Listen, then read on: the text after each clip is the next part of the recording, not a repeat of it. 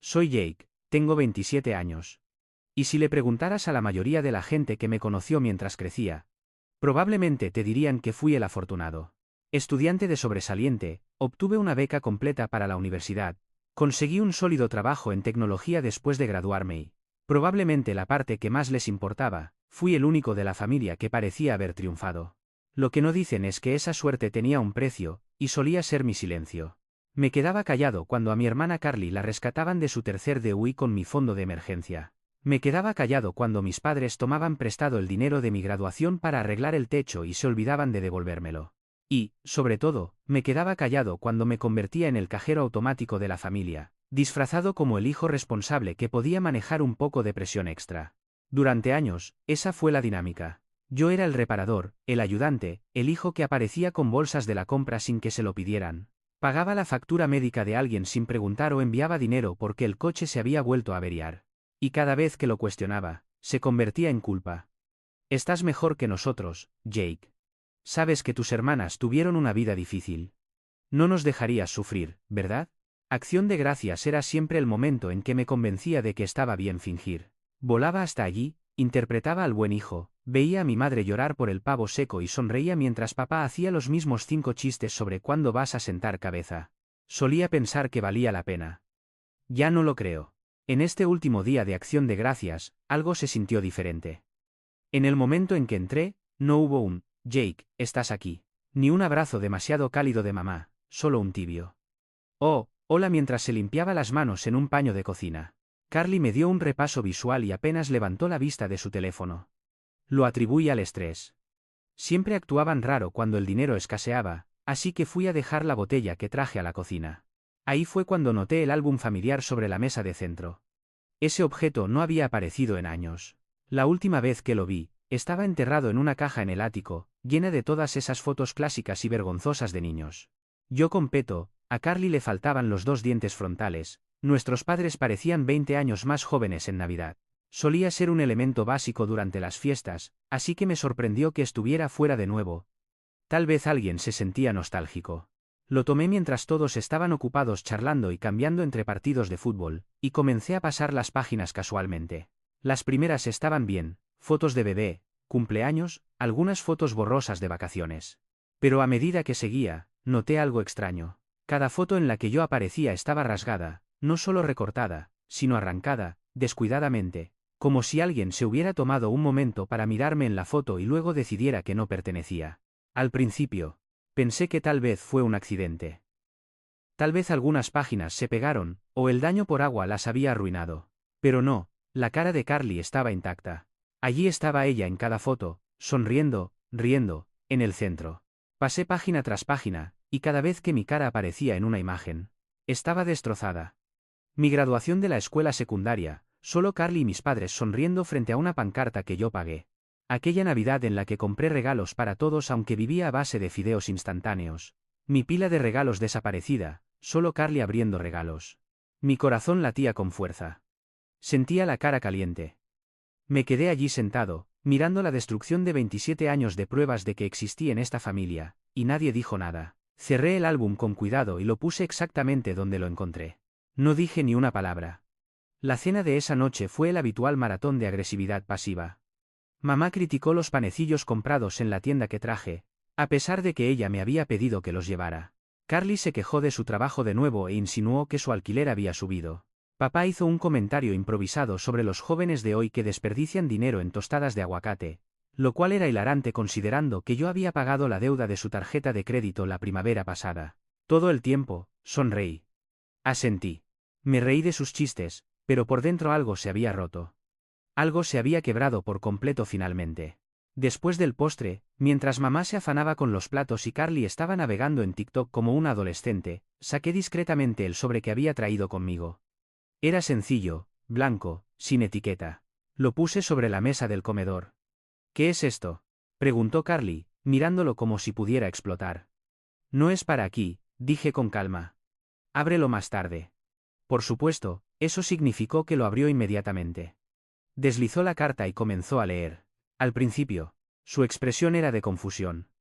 Luego, ira. Se la entregó a mamá, quien la leyó con manos temblorosas. Vi cómo sus ojos recorrían la página. Su boca se abrió ligeramente. Se agarró el pecho como si le hubiera faltado el aire. Y entonces comenzó a llorar. No solo sollozos, sino llanto desconsolado. El tipo de llanto que haces cuando te das cuenta de que algo no solo está roto, sino hecho añicos.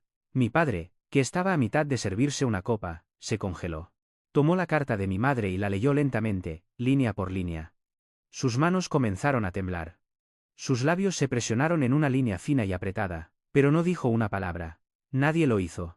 Hilos de allí. La carta, escrita días antes, era breve, pero llevaba el peso de los años. La había repasado 100 veces, reescribiendo, borrando y dudando. Pero al final, decía exactamente lo que necesitaba decir. Les dije que había terminado. Terminado de ser la red de seguridad. Terminado de ser el chivo expiatorio. Terminado de fingir que esta familia estaba construida sobre el amor en lugar de la manipulación. Les recordé cada vez que me habían tomado emocional, financiera y mentalmente. Y como nunca habían ofrecido nada a cambio excepto expectativas y culpa.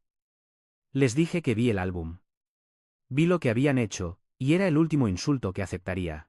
Expliqué que ya no cubriría el alquiler de Carly, que no ayudaría con las facturas médicas de papá ni con las reparaciones del coche de mamá, que la próxima vez que alguien tocara fondo, tendrían que resolverlo sin mí. Y finalmente, les dije que no volvería. Ni por Navidad, ni por cumpleaños, ni por nada. Mientras la habitación se llenaba de silencio, tomé mi abrigo, les lancé una última mirada y salí por la puerta. Pero eso ni siquiera es la parte más loca. ¿Por qué? ¿Qué pasó después? Bueno, digamos que no se lo tomaron con calma. Para cuando llegué a mi coche, el sol se había ocultado bajo el horizonte, dejando el vecindario bañado en una extraña penumbra gris. Todo parecía frío. Incluso las casas con esas alegres luces navideñas tempranas parecían zumbar con una calidez artificial que no me llegaba. Me senté en el asiento del conductor por un momento. Motor apagado, dedos agarrando el volante. Mi corazón latía tan fuerte que podía sentirlo en la garganta. No estaba seguro de qué esperaba. Gritos, intentos de culpa, tal vez mamá corriendo hacia la entrada, con el rímel recorriéndole las mejillas, rogándome que no hiciera eso a la familia. En su lugar, nada. Ni una sola palabra me siguió hacia afuera. Eso casi lo hizo peor. Era el tipo de silencio que no significaba sorpresa. Significaba cálculo, represalia. Y conocía a mi familia lo suficiente como para saber que no dejarían que esto pasara sin una respuesta.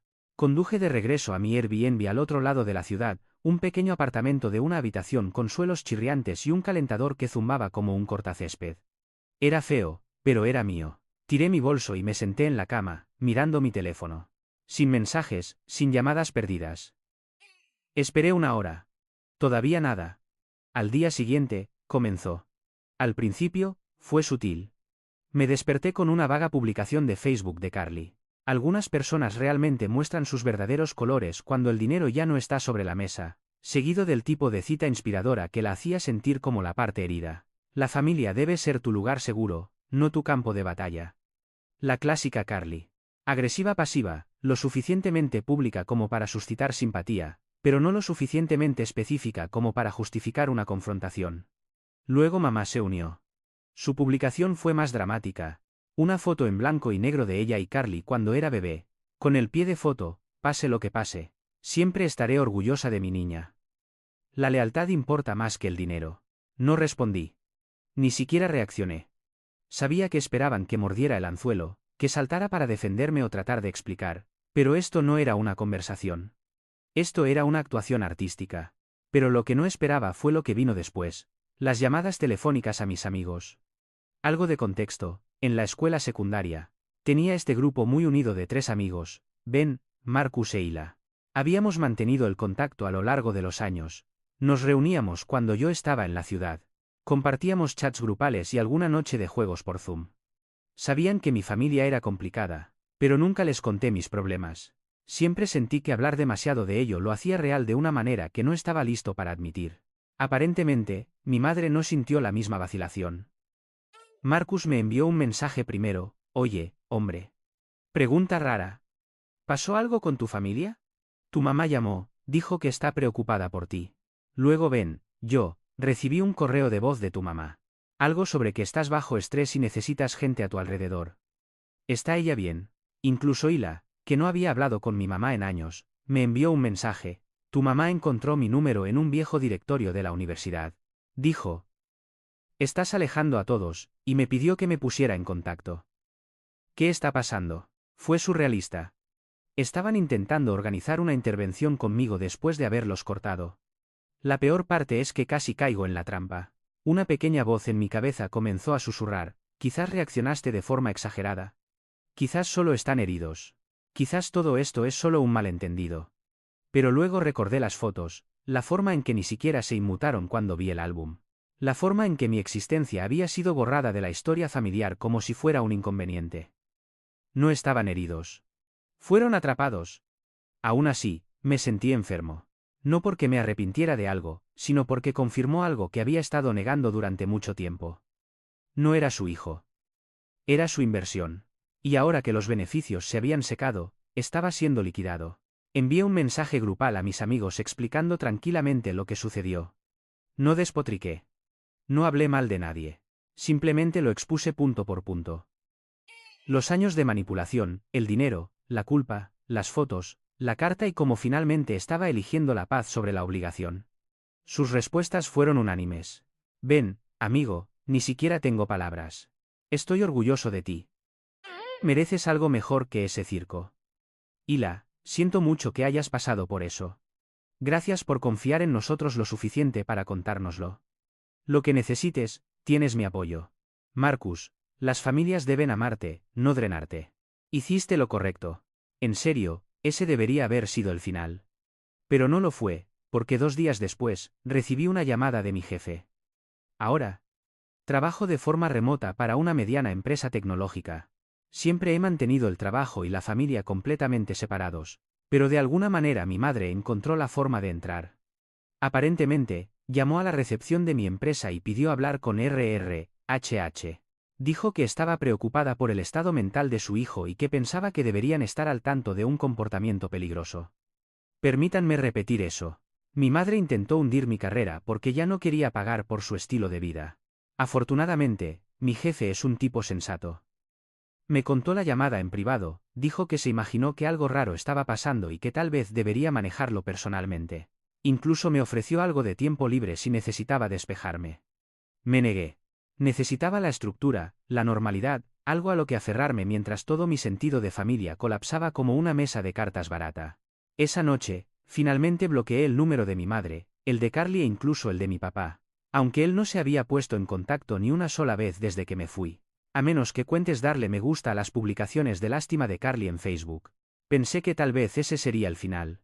Me equivoqué, porque unos días después recibí una carta por correo. No un correo electrónico, no un mensaje de texto, una carta real, escrita a mano, sin remitente. Dentro había una sola hoja de papel. Sin saludo, sin firma, solo 4 palabras escritas en mayúsculas, nos debes todo. Y así, el juego cambió. Me senté en mi pequeña mesa de cocina del Airbnb sosteniendo esa carta como si pudiera combustionar en mis manos. El papel temblaba un poco, no por un viento dramático ni nada por el estilo, sino porque mis dedos estaban temblando. No era miedo. No exactamente. Era algo más frío, más quirúrgico. Como la sensación justo antes de poner presión sobre una herida que sabes que necesita puntos. Me quedé mirando esas 4 palabras durante mucho tiempo. Nos debes todo. Todo. No gracias por todo lo que has hecho. No, por favor, hablemos. Ni siquiera como pudiste. Solo. Como si fuera una propiedad. Como si estuvieran cobrando una deuda. Ese fue el momento en que me di cuenta de que ya no estaba luchando por respeto. Solo estaba tratando de escapar de un contrato que nunca firmé. Me recliné, dejando caer el sobre la mesa. Sentí una extraña calma. El tipo que solo obtienes después de dejar de esperar que las cosas puedan volver a ser como eran. Esa pequeña parte de mí, el niño que todavía creía que sus padres lo amaban incondicionalmente, finalmente se rindió. Y una vez que lo hizo, comencé a pensar de manera diferente, más aguda. Como un ingeniero analizando un circuito defectuoso. ¿Qué había hecho mal? ¿Dónde estaba roto el sistema? Esa noche, saqué mi portátil y comencé a recopilar todo. No por venganza, todavía no. Solo por claridad. Revisé mis extractos bancarios de los últimos 6 años. Cada transferencia bancaria a Carly. Cada pago a las facturas de servicios públicos de mis padres, cada préstamo que nunca fue devuelto. El total hizo que se me revolviera el estómago. Sabía que era mucho, pero esto. Eran casi 6 cifras. Alquiler, rescates de tarjetas de crédito, pagos iniciales, reparaciones de coches. Matrícula de la escuela privada para el hijo de Carly, incluso la compra. Y nada de eso vino nunca con un gracias, solo expectativa. Añadí capturas de pantalla de mensajes de texto. Aquellos donde mi madre decía cosas como: no nos dejarías luchando, ¿verdad? ¿O no querrás que Carly y el bebé sean desalojados? Aquellos donde dije que sí, incluso cuando estaba comiendo ramen y apenas sobreviviendo. Y luego encontré algo que había olvidado por completo. Era una grabación, solo audio, guardada automáticamente en mi teléfono 3 meses antes, cuando había visitado por el cumpleaños de mi padre y accidentalmente presioné el botón de grabar. Grabó su conversación mientras me alejaba un minuto. Recordaba que la visita fue tensa, pero lo había atribuido a la disfunción general. Lo que escuché en la grabación era otra cosa. Comenzó con mi madre susurrando a Carly en la cocina mientras yo supuestamente estaba afuera. Tenemos que mantenerlo cerca, ¿de acuerdo? No lo hagas enojar. No hasta que se aclare la hipoteca. Una vez que pase el refinanciamiento, entonces puede hacer lo que quiera. Carly, ya está retrocediendo. Pidió los recibos de lo del coche. Mamá, así que falsifica algunos. ¿Sabes cómo hacer eso? Está demasiado ocupado para comprobarlo. Papá, riendo, no se alejará. Es demasiado blando. Siempre lo ha sido. Era como escuchar a extraños. Como una familia que solo había imaginado en pesadillas. Ninguno de ellos sonaba ni un poco conflictivo. Estaban planeando, como si yo fuera un acuerdo comercial o una chequera con brazos. Presioné detener. Ese fue el último clavo en el ataúd. La carta, las llamadas, el silencio, el melodrama de Facebook.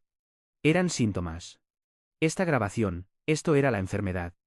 Aún así, no actué. No todavía. Quería hacerlo. Créanme, cada fibra de mi ser quería enviarles una copia con un: felicidades, se han jugado a ustedes mismos en Fuente Gigante. Pero este no iba a ser otro estallido emocional. Verían eso venir.